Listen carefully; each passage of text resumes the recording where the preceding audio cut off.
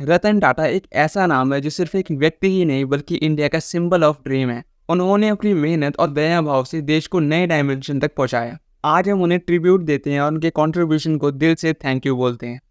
Sir Ratan Tata का जन्म 28 दिसंबर 1937 को हुआ। उन्होंने सिर्फ बिजनेस वर्ल्ड में ही नहीं बल्कि सोशल सर्विसेज में भी अपनी अलग ही वैल्यू बनाई। टाटा ग्रुप की लीडरशिप संभालते वक्त सर रतन टाटा ने सिर्फ अपनी कंपनी का ही विकास नहीं किया बल्कि पूरे इंडिया को अपने साथ आगे बढ़ाया।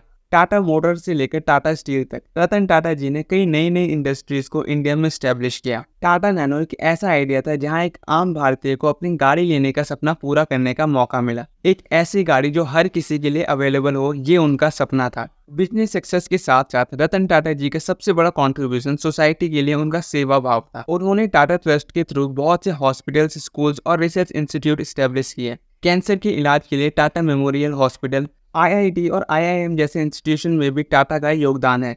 इनकी लीडरशिप में टाटा ट्रस्ट ने सोसाइटी के हर वर्ग के लोगों तक मदद पहुंचाई, चाहे वो गरीब किसान हो या फिर शहर का मजदूर। रतन टाटा सिर्फ एक बिजनेसमैन ही नहीं थे बल्कि एक ऐसे लीडर थे जिन्होंने हमेशा अपने पर्सनल प्रॉफिट से पहले देश और समाज को रखा।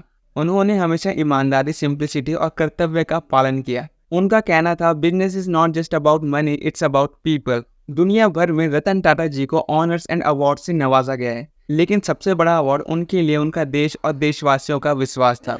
उन्होंने हर मंच पर इंडिया का मान बढ़ाया है, चाहे वो देश में हो या विदेश में। कोविड पैंडेमिक के टाइम जब पूरी दुनिया क्राइसिस से जूझ रही थी, तब रतन टाटा जी ने समाज के लिए अपनी जिम्मेदारी को समझा और बहुत से तरीकों से इंडिया के लोगों की मदद की। उन्होंने हमेशा अपने काम से बताया कि व्यक्ति को सफल होने के साथ साथ दया और संवेदना भी अपने साथ रखनी चाहिए।